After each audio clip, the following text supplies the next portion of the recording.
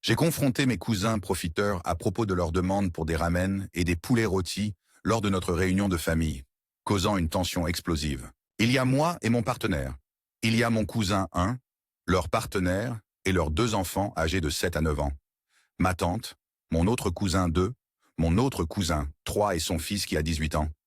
Les cousins 2 et 3 sont frères et sœurs. Nous avons tous 40 ans et plus. Tous ont un emploi sauf les enfants, le jeune de 18 ans, et la tante qui est à la retraite.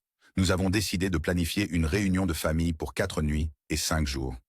Le cousin 2 a payé 1 500 $ pour le chalet et a laissé la planification et a de la nourriture à moi et au cousin 1. Le cousin 1 n'a pas du tout aidé financièrement. Cela nous a laissé mon partenaire et moi pour acheter la nourriture. Comme je savais que cela nous incomberait, cela fait plusieurs mois maintenant que nous achetons de la nourriture petit à petit lorsque nous faisons nos courses. Nous estimons que nous allons dépenser près de 1 000 $, une fois tout dit et fait.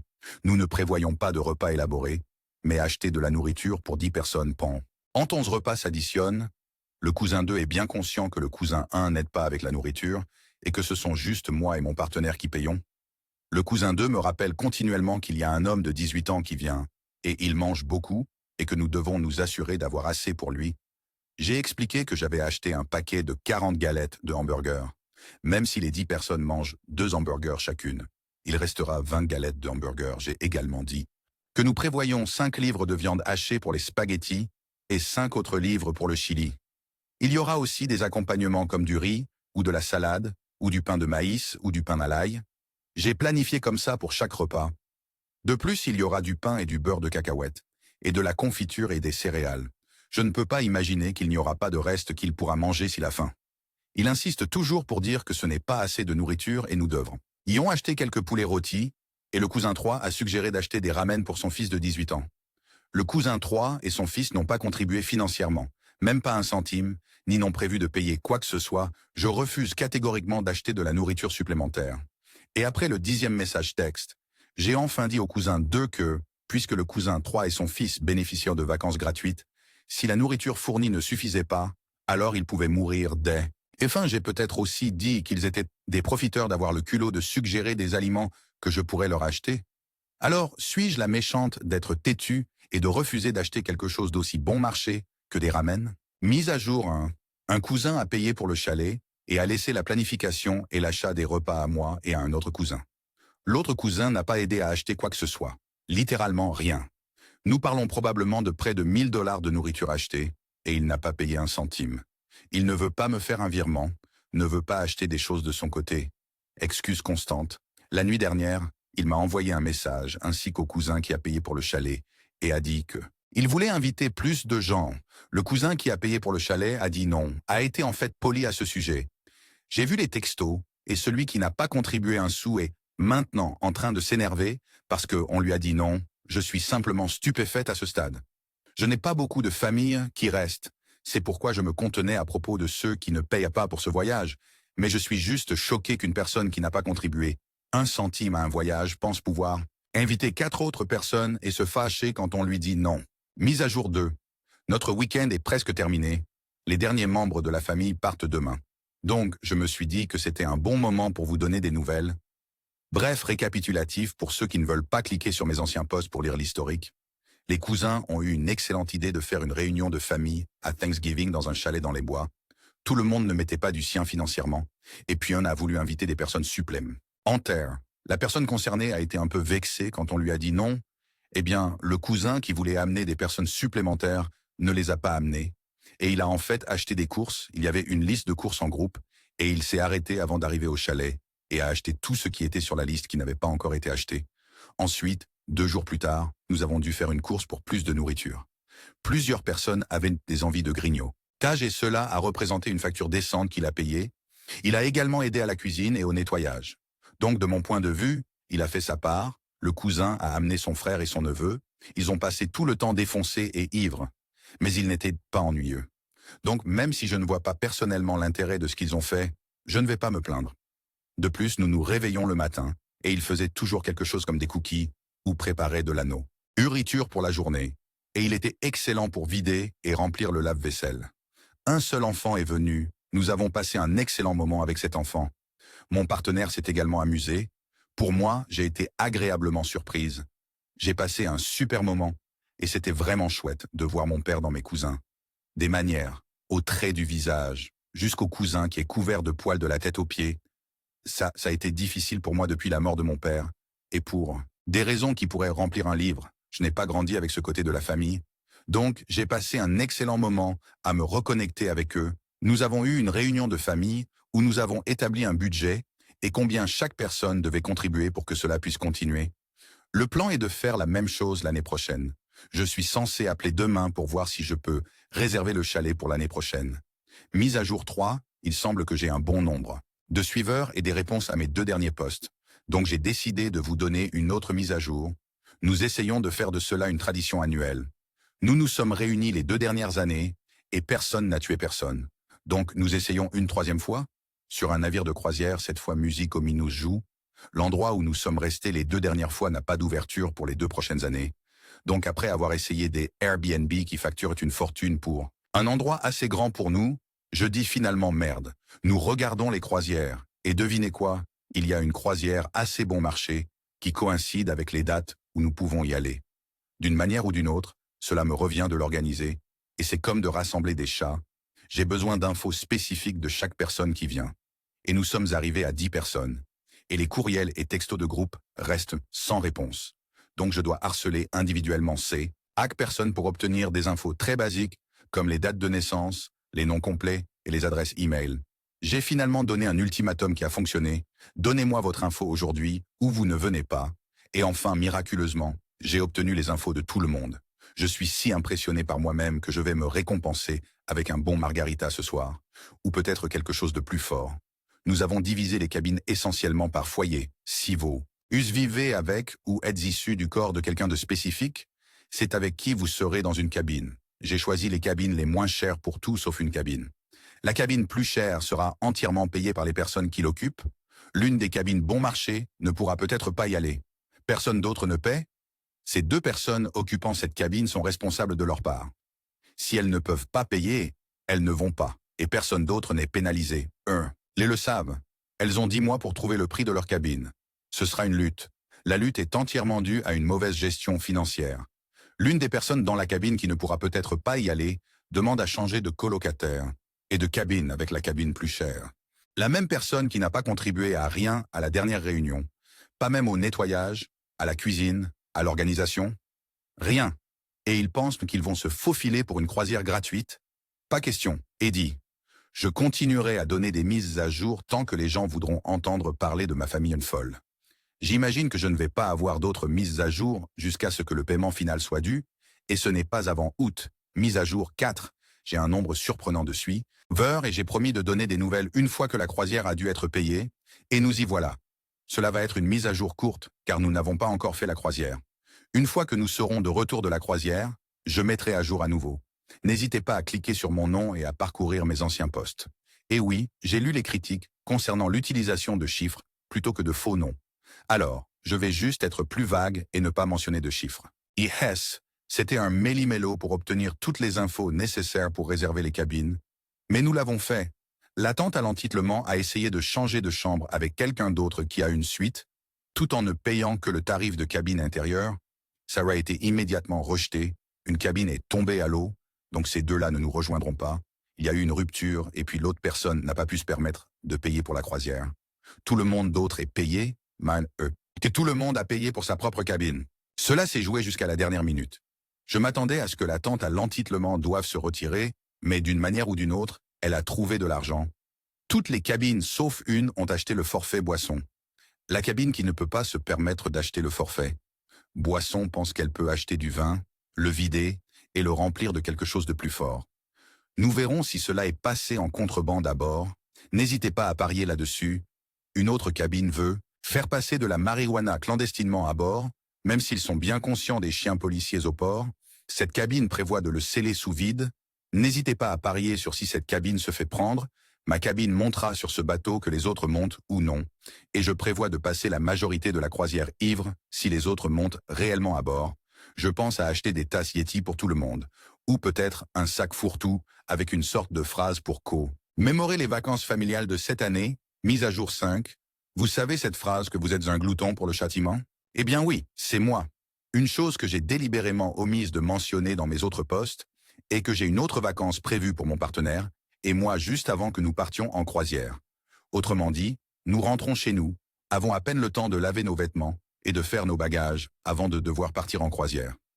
Oh, et je n'ai pas mentionné que la première vacance est à l'étranger. Donc cela demande un peu plus de planification qu'une vacance aux États-Unis. Nous partons dans quelques jours pour cette vacance. Je travaille également 45 heures ou plus par semaine, jusqu'au jour de notre départ. Donc je n'ai pas beaucoup de temps à consacrer à la croisière. J'ai été clair avec tout le monde qui part en croisière.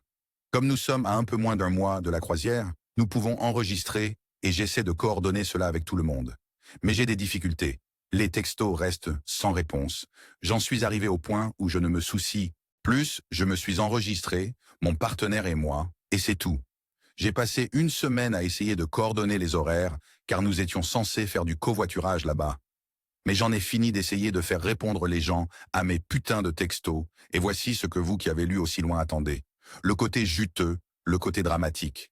À l'époque où nous avons planifié cette croisière, tout le monde m'a dit qu'il avait un passeport. Je pensais que c'était la fin de l'histoire. Je ne pensais pas avoir besoin de creuser plus loin. Malheureusement, j'aurais dû, alors j'ai expliqué à Alain comment s'enregistrer en ligne, et j'ai mentionné d'avoir votre passeport à portée de main pour que vous puissiez entrer cette info. La personne concernée a alors pris ce moment pour m'informer que son passeport est expiré. De plus, ils n'ont aucune idée de l'endroit où se trouve leur certificat de naissance. À ce stade, cette personne ne pourra peut-être pas monter sur la croisière. Heureusement. NT pour elle, elle vit dans l'État où elle est née, et la capitale de l'État est à quelques heures de chez elle. Donc, je leur ai envoyé un lien pour prendre un rendez-vous en personne pour obtenir leur certificat de naissance.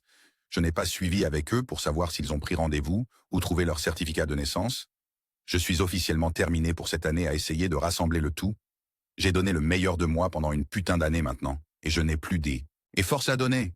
Qui veut parier sur si celui avec le passeport expiré monte sur le bateau? Mise à jour 6. La dernière fois que je vous ai laissé, mon partenaire et moi, nous préparions pour un voyage à l'étranger. Rentrant chez nous et presque immédiatement partant pour cette croisière familiale, eh bien, nous sommes revenus de tous les deux, donc maintenant c'est le temps des mises à jour. Notre voyage à l'étranger était incroyable. Nous avons pu passer du temps dans un hôtel ayant une vue incroyable sur le mont Fuji, et nous avons séjourné dans un ryokan avec notre propre source d'eau chaude privée, absolument incroyable et parfait à souhait. Et nous allons y retourner, nous sommes rentrés chez nous, j'avais à peine assez de temps pour laver mes vêtements et faire mes bagages avant de monter sur le bateau. Donc nous vivons tous dans le même état, certains plus près que d'autres. Ceux qui vivent à environ 10 heures de route sont partis mardi et ont passé la nuit dans ma ville pour que nous puissions faire du covoiturage jusqu'au terminal de croisière. Ceux qui vivent à environ 5 heures ont décidé de descendre le jour même. Ils sont partis vers 4 heures du matin le jour de Thanksgiving et nous ont rencontrés dans un endroit ouvert le jour de Thanksgiving. Et c'est alors qu'ils nous ont balancé la nouvelle. L'un des membres de leur groupe n'a pas pensé à prendre son passeport et ils n'ont pas leur certificat de naissance.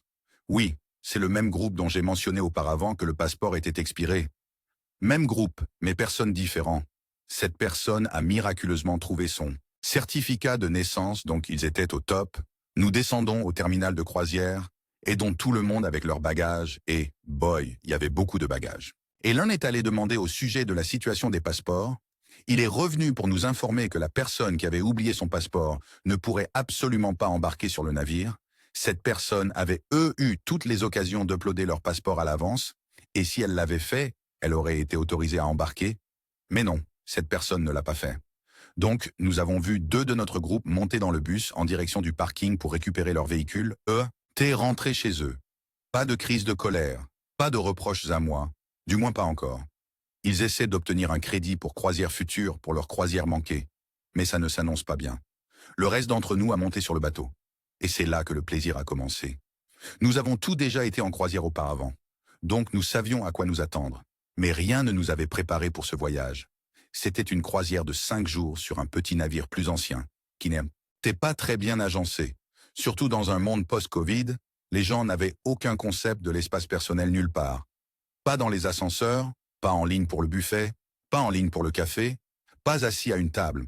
Ils n'avaient également aucun concept de nettoyage après eux-mêmes, ou même de tirer la putain de chasse d'eau, des assiettes de nourriture à moitié mangées dans les escaliers, à côté des œuvres d'art, des boissons à moitié bues partout sur les garde-corps, des mouchoirs, air sale dans les ascenseurs, des gens, adultes et enfants, ne couvrant pas leur bouche quand ils éternuent ou toussent.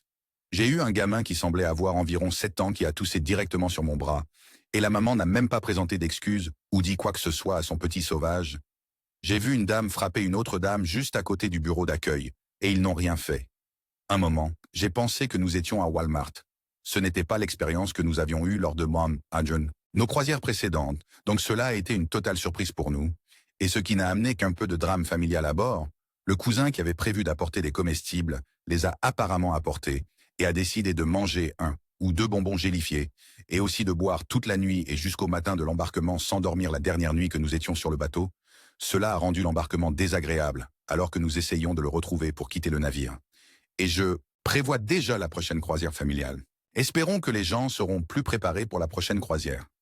Donc je veux clarifier quelque chose puisque mes posts vont dans le groupe de mise à jour et que les gens là-bas ont des questions. Oui, j'adresse mes suiveurs parce que, étonnamment, j'ai 529 suiveurs en ce moment. Et tant que les gens veulent savoir, ça ne me dérange pas de vous laisser voir un aperçu de ma vie. Et oui, je suis tout aussi choqué que certains d'entre vous, que les gens suivent ma famille folle, vous devriez. Est-ce vraiment me laisser vous parler de l'autre côté de ma famille? Celui-là a des meurtriers et tout. C'est de loin beaucoup plus intéressant que ce côté de ma famille. Maintenant, passons aux questions d'argent. Mon partenaire et moi n'avons pas d'enfants et nous sommes un peu plus âgés. Donc nous avons beaucoup de revenus disponibles. Quand je râle d'avoir à payer pour d'autres, c'est parce que ces gens se sentent en droit d'utiliser mon argent et celui des autres. Ces gens ont toujours été comme ça et je ne joue pas à leur jeu. Ils ne sont pas riches et je prends toujours cela en considération avant de réserver des vacances en famille, mais ils se sentent vraiment en droit d'y aller sans payer. Ce n'est pas une question d'être trop pauvre pour y aller et tout avoir avec de mauvaises décisions financières et le fait d'attendre que d'autres payent pour leurs vacances. Lorsque nous avons envisagé le chalet, j'étais parfaitement d'accord pour payer une plus grande part de la nourriture. Reçu ceux qui n'avaient rien payé contribuaient d'une autre manière. Comme cuisiner ou nettoyer, ils ne l'ont pas fait. Ils s'asseyaient soit sur leur derrière à se plaindre qu'ils avaient besoin d'un arbre à billets, soit ils buvaient jusqu'à être ivres tout le temps. Quand je disais « Hey, j'ai besoin que tu fasses ça », et que je leur donnais littéralement tout ce dont ils avaient besoin pour le faire, ils feignaient l'ignorance et ensuite sabotaient délibérément la nourriture que je leur avais, et se donnaient dans l'espoir de se soustraire à des choses futures. Je ne joue pas à ces jeux. C'est pourquoi nous avons décidé d'une croisière pour Thanksgiving. De cette façon, tout le monde payait sa part équitable. Les 2 personnes qui ne sont pas aussi aisées financièrement ont été interrogées avant que je ne réserve, si elles pouvaient se le permettre. Ils ont tous les 2 dit oui, et ils ont eu 9 mois pour rassembler moins de $500 chacun.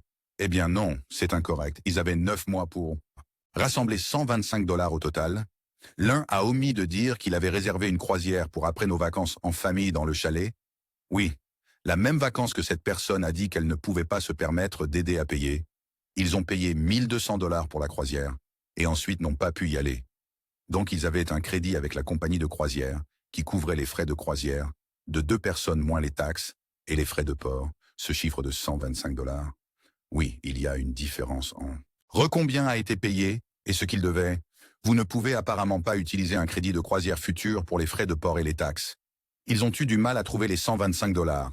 Mais encore une fois, c'était en raison de mauvaises décisions financières. Ils ne sont pas tenus de venir et je leur parle avant de réserver quoi que ce soit pour m'assurer qu'ils peuvent se le permettre. Je ne fais pas juste l'hypothèse qu'ils peuvent et je réserve, je demande, je passe en revue les détails. Ah ouais, c'est une fois que j'ai un oui, je procède. De plus, parce que certaines personnes ne savaient pas ça, les croisières peuvent être bon marché. Nous avons réservé des cabines intérieures et pour 2 personnes pendant 5 jours, c'était $500 par personne. Donc environ $100 par jour. Cela inclut les repas. Il y a eu quelques questions sur mes vacances privées qui n'incluent pas ma famille. Nous réservons des années à l'avance. Des années 2024 et 2025 sont déjà réservées. Et si mon partenaire me sait, j'aurais réservé 2026 aussi. Il y avait 5 jours entre le moment où nous sommes rentrés chez nous et lorsque nous devions être sur le navire de croisière. Et pendant ce laps de temps, mon partenaire et moi avons encore dû travailler 3 de ces jours.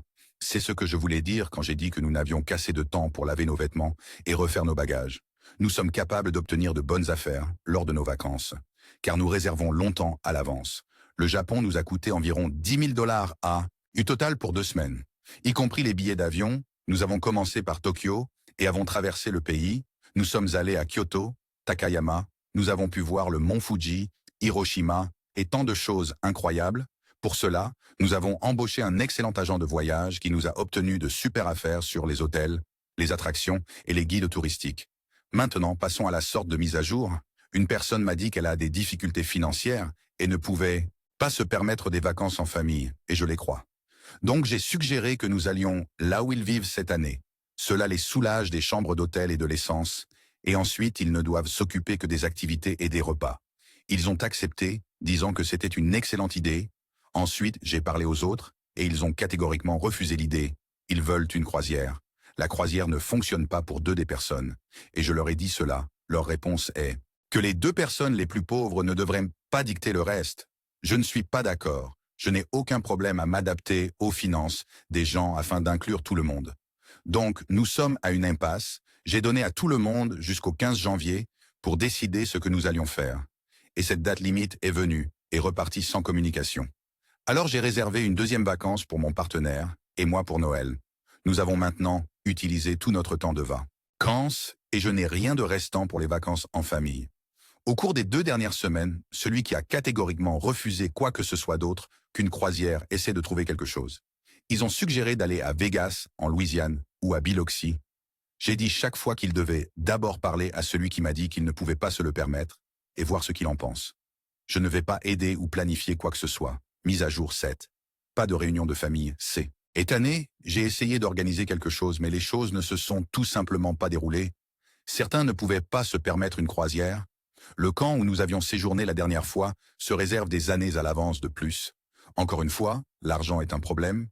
J'ai regardé les casinos, car à un moment donné, ils offraient là des chambres d'hôtel pas chères, et nous sommes assez proches des casinos pour que cela soit une option. Le problème est que les chambres ne ont plus bon marché. Et encore une fois, l'argent. J'ai suggéré que nous louions des chambres d'hôtel dans la ville où vit la famille qui ne peut rien se permettre. Mais cela a été rejeté parce que certains ne voulaient pas aller là-bas. Et pour être parfaitement honnête, je ne blâme pas ceux qui ont rejeté cela. Qui veut aller à Dallas pour des vacances? Donc j'ai abandonné toute tentative de résoudre les choses. J'ai reçu plusieurs textos tard dans la nuit de ma tante, ivre peut-être sous-en bien, voulant connaître les prix pour la croisière. Et après que je lui ai dit les prix, elle a arrêté de m'envoyer des textos à ce sujet. Mon mari et moi partons dans quelques jours pour un joli voyage de 2 semaines en Grèce, puis nous rentrons chez nous et nous signons l'achat d'une toute nouvelle maison, et puis quelques semaines plus tard, nous partons en vacances au Mexique pour Noël. Quand nous n'avons pas à financer les vacances des autres, nous pouvons nous permettre plus les nôtres. Notre nouvelle maison sera assez grande pour accueillir ma famille, mais je ne suis pas sûr que cela se produira. Nous déménageons dans un coin isolé mais dans un quartier, et je ne pense pas vouloir soumettre mes voisins à ma famille. Mon mari est d'accord là-dessus, c'est un saint.